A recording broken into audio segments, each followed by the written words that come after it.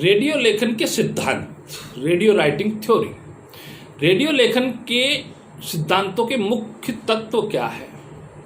शब्द है, ध्वनि प्रभाव है, संगीत है, भाषा है, रोचकता है, संक्षिप्तता है, नवीनता है, श्रोता समुदाय की जानकारी है, मौन और या निशब्दता है।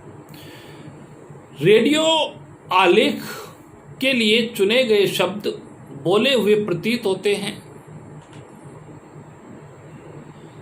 लिखित शब्दों और बोले हुए शब्दों में अंतर होता है। उक्त निम्नलिखित आदि शब्दों का लिखित भाषा में तो महत्व है, किंतु बोले जाने वाले शब्दों में इसका महत्व खत्म हो जाता है। रेडियो में ध्वनि प्रभाव का अपना महत्व होता है। ध्वनियाँ ही दूरे चित्र के निर्माण में सहायक होती है। पक्षियों की चहक, सुबह के आगमन का तो घोड़ों की ठापों की आवाज़ युद्ध क्षेत्रों की कल्पना को उत्पन्न करती है। इन बातों और दृश्यों को साकार करने में कई वाक्यों और शब्दों का सहारा लेना पड़ता है। उन्हें रेडियो कुछ ही ध्वनियों के रिकॉर्ड के माध्यम से सुगमता से प्रस्तुत कर सकने में समर्थ है। दरवाजे की दस्तक, लाठी की ठक-ठक जैसी क्रियाओं की ध्वनियों का उपयोग भी रेडियो के पटकथाकार को करना होता है। जैसे चीज़ों को जोर से पटकना व्यक्ति को क्रोध का प्रतीक है। किसी खासकर वातावरण का बोध कराने वाली ध्वनियाँ स्थान ध्वनियाँ कहलाती है। जैसे गर्म चाय की आवाज़, कुली कुली की पुकार आदि रेलवे स्टेशन की गहमा गहमी का दृश्य साकार कर देती है।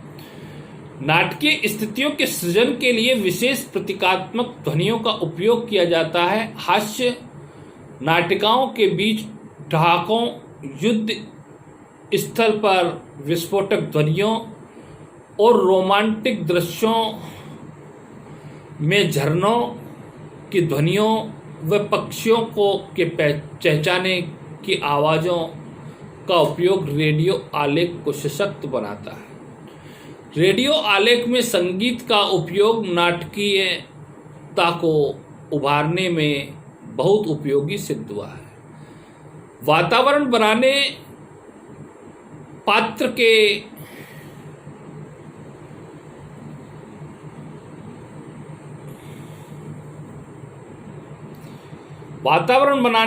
के भाव को उजागर करने और आलेख को गतिमान बनाने के लिए पटकथाकार संगीत का सहारा लेते हैं। रेडियो आलेख में संगीत का संयोग नाटकीयता को उभारने में बहुत उपयोगी सिद्ध हुआ है। रेडियो आलेख की किताबी भाषा से बहुत कम संबंध होता है। रेडियो आलेख की भाषा का किताबी भाषा से संबंध कम होता है।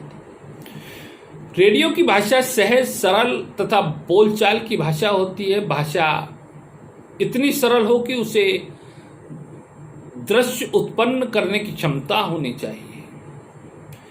रेडियो की ध्वनियाँ भी श्रोता को बहुत देर तक बांधकर नहीं रख सकते।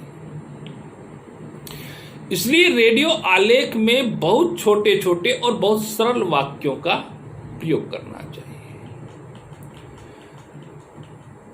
रेडियो लेखन के स्वरूप, टाइप ऑफ रेडियो राइटिंग।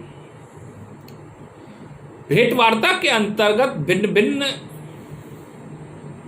वार्ताएं, संवाद, परिचर्चा, कहानी, पुस्तक, समीक्षा, कविता, संदेश, सूचना, पत्रोच्चार, उद्घोषणा, हास्य, व्यंग, चिंतन एवं समाचारों को शामिल किया जा सकता है। भेंट वार्ता दो पक्षों के बीच होती है। वक्ता और श्रोता। एक अच्छी वार्ता के लिए वक्ता की मानसिकता को अपने साथ बांधकर रखना ही वार्ताकार की सफलता मानी जाती है। रेडियो वार्ता को सफल एवं बोधगम्य बनाने हेतु वार्ता के विषय की रोचकता के साथ साथ सहज एवं सरल शैली का होना आवश्यक है, जिसमें विचारों को दृष्टांतों के साथ समझाया गया है। वार्ता में कठिन एवं साहित्यिक शब्दों से बचना चाहिए। वार्ता का लेखन प्रस्तुतिकरण दोनों ही महत्वपूर्ण है, अतः लेखन एवं वचन दोनों ही मिलकर ही वार्ता को सजीव एवं सफल बनाते हैं। परिचर्चा एवं संवाद। परिचर्चा को विचार गोष्ठी कहा जा सकता है, अर्थात विचार विमर्श नियामक विषय पर प्रतिभागियों का परिचय देकर जब परिचर्चा का प्रारंभ करता है तो यह विषय का स्वर स्पष्ट करते हुए विषमता का एक प्रश्न को प्रतिभागियों के समक्ष रखता है तथा उस पर उसके विचार जानता है। इस प्रकार परिचर्चा का प्रारंभ हो जाता है और यहाँ नियामक परिचर्चा को आगे बढ़ाने में एक कड़ी का कार्य करता है। परिचर्चा में विषय का संपूर्ण प्रस्तुत करने पर विचारों का सिलसिला बनाए रखने के लिए प्रतिभागी को नोट्स बना लेने चाहिए।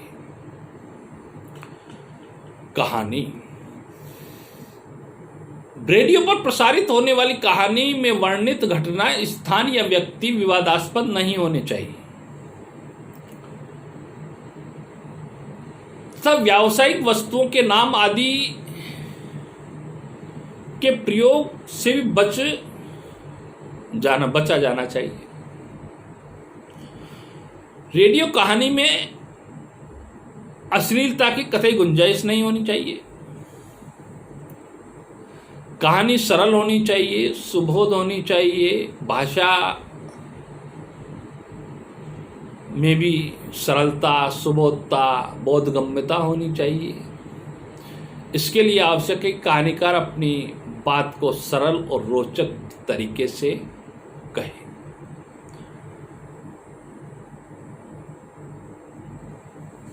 रेडियो समय समय पर कविताओं के लिए नए और प्रतिष्ठित कवियों को आमंत्रित करता है। कवियों का प्रसारण काव्य पाठ एवं कवि गोष्ठी के रूप में किया जाता है। कविता के संदर्भ में विवादास्पद शब्दों एवं वाक्यों से बचना चाहिए। ऐसी कविताओं को रेडियो पर प्रसारण नहीं किया जा सकता जो किसी विवाद को जन्म दे।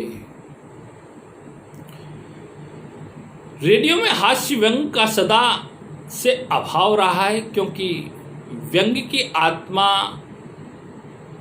प्रहार में है, लेकिन रेडियो सरकारी माध्यम होने के कारण जो किसी पर प्रहार करे, ऐसे कार्यक्रम इसकी कसौटी पर खरे नहीं उतरे। आजकल फिर भी कुछ खुलापन आया है और कुछ व्यंग वार्ताएं प्रसारित होती है।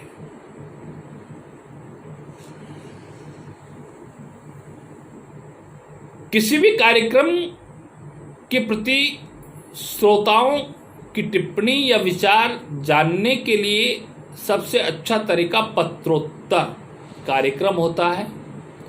इसमें श्रोताओं के पत्रों का उत्तर दिया जाता है। उद्घोषणा का या सूचना। किसी भी कार्यक्रम के लिए 1-2 मिनट का समय बच जाता है तो उसका सदुपयोग आगे के कार्यक्रम के बारे में बताने में किया जाता है। उद्घोषणा से श्रोताओं की कार्यक्रम में रुचि बढ़ती है अगर उसे सरल और रोचक तरीके से बताया जाता है।